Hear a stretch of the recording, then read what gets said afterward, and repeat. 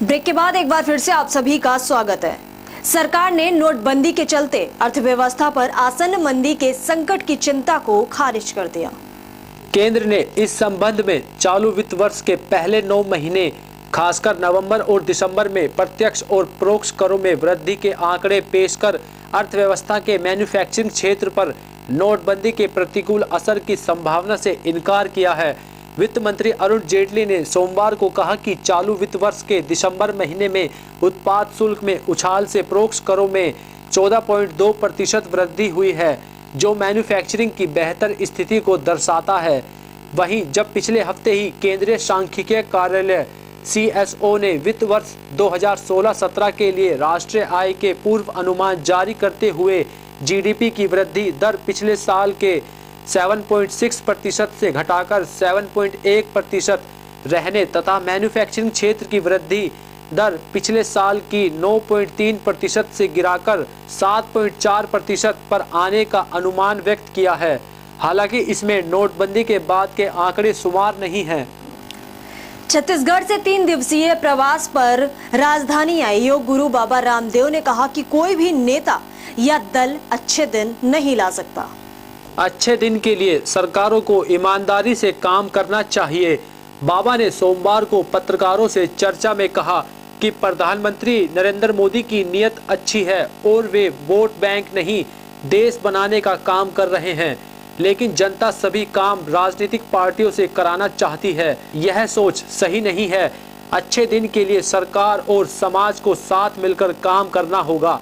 बाबा रामदेव ने बताया कि भिलाई में मंगलवार को 1 लाख से ज्यादा लोग एक साथ योग करके विश्व रिकॉर्ड बनाने जा रहे हैं।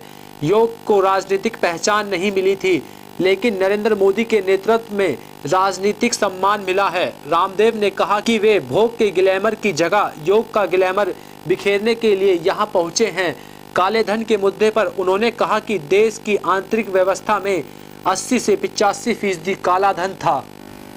दिल्ली हाईकोर्ट ने सोमवार को छोटा राजन के फर्जी पासपोर्ट को बेंगलोर स्थानांतरित करने से इनकार कर दिया।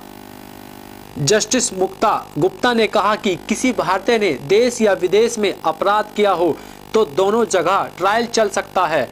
छोटा राजन पर 1999 में बेंगलुरु में फर्जी पासपोर्ट मामले में केस दायर हुआ था। इसके बाद जिम्बाब्वे की राजधानी हरारे में भारतीय दूतावास में पासपोर्ट का नवीनीकरण किया गया था। 2003 में हुए इस अपराध के सिलसिले में छोटा राजन के साथ में ललिता लक्ष्मणन को आरोपी बनाया गया था। बाद में इन्हें CBI भारत ले आई थी। प्रधानमंत्री नरेंद्र मोदी मंगलवार को वाइब्रेट गुजरात का उद्घाटन करेंगे।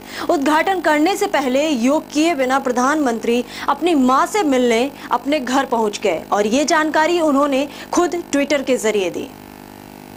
उन्होंने लिखा है कि उन्होंने अपनी मां के साथ जो पल बिताए वह उनके लिए काफी अहम है। यहां पर उन्होंने अपनी मां के साथ नाश्ता भी किया। गौरतलब है कि पिछले वर्ष मार्च में PM मोदी की मां हीराबेन पहली बार अपने बेटे से मिलने उनके सरकारी आवास 7 RCR आई थी। इस दौरान PM नरेंद्र मोदी ने अपने व्यस्त कार्यक्रम के बीच मां के साथ काफी समय बिताया था। इस दौरान PM मोदी ने मां के हाथ से पानी भी पिया और मां को PM आवास में लगे पेड़ पौधों और फूलों के बारे में भी जानकारी दी। 5 दिन तक प्रधानमंत्री निवास में बेटे नरेंद्र मोदी के साथ वक्त बिताने के बाद वह गुजरात लौट गई। PM मोदी ने तब भी ट्विटर पर इस पल की जानकारी सभी को दी थी।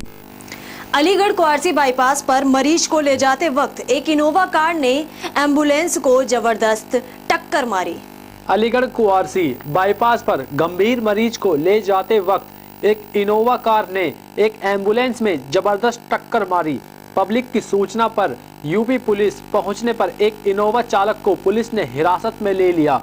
इनोवा चालक के साथियों ने और आसपास के लोगों ने पुलिस पर धक्का मुक्की करके चालक को छुड़ा ले गए और सिपाही मुकेश कुमार के साथ मारपीट करने लगे और मारपीट करके इनोवा कार से भाग गए।